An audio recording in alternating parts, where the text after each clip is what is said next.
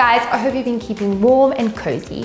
I told you I'd be back teaching you how to make some of my favorite slow cooker meals.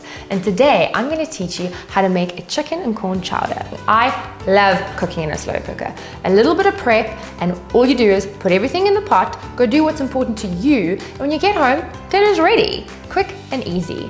Now, if you want to win a slow cooker, stay to the end of this recipe and follow the link, sign up to our monthly newsletter, answer one simple, easy question, and you'll go into the draw to one of these yourself. For this recipe, you will need 4 chicken breasts, 1 large onion diced, 2 carrots peeled and diced, 1 red pepper diced, a tablespoon of garlic, 250 ml of milk, 250 ml of cream, 500 ml of chicken stock, 2 tablespoons of Worcestershire sauce, salt and pepper, a 1/4 cup of corn flour, and garnish with bacon and cheese, spring onion, and fresh crusty bread to mop up all that delicious sauce. You always want to season and brown your chicken before you add it to your slow cooker. That extra depth of flavor is so important. A little bit of extra prep goes a long way with the slow cooker. So we're going to start by frying off our diced chicken with a little salt, some pepper. Then we're going to fry off our onions. Then we're going to fry off our carrots and red pepper until it becomes soft and almost a little bit of golden brown with a little bit of color, and then we're going to take them off the heat. And there you have it, prep done. Let's get slow cooking. We're going to take our slow cooker and we're going to start off with our potatoes. We want to always start with our root vegetables first because these are going to take the longest to cook. So next I'm going to add my chicken breasts. This smells delicious already. Nothing like a bit of garlic and some onions to make the kitchen smell good. Now we've got our onions, our red pepper, our carrots. Delicious, delicious. Next up, I've got my corn.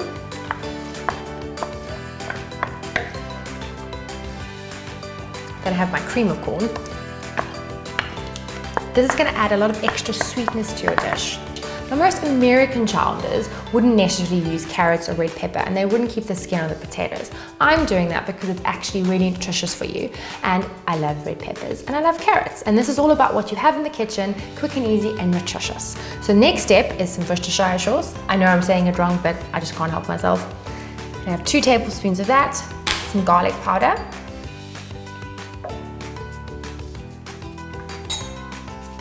salt,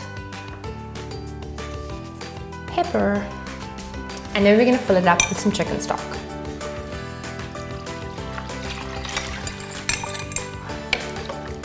I'm going to give this a slight stir. I don't want to disrupt my potatoes from the bottom. Put my lid on, turn it on high, and I'll see you in 3 to 4 hours. So it's been 3 hours. Let's see what's inside. This smells delicious. I wish you could smell and taste through the camera.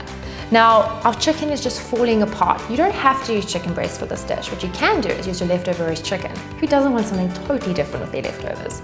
Now, I'm gonna just test my potatoes.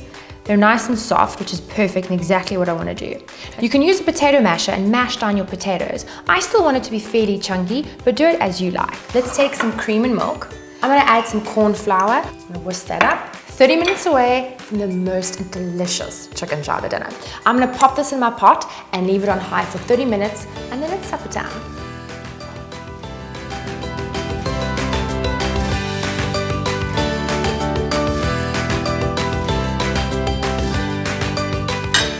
I'm gonna top this with some cheddar cheese, some crispy bacon, and some beautiful spring onion. Now going into the competition so you can cook in a slow cooker too. It's quick, it's easy, follow the link, you know what to do. I'm gonna go enjoy this chicken chowder with some crusty bread on the couch.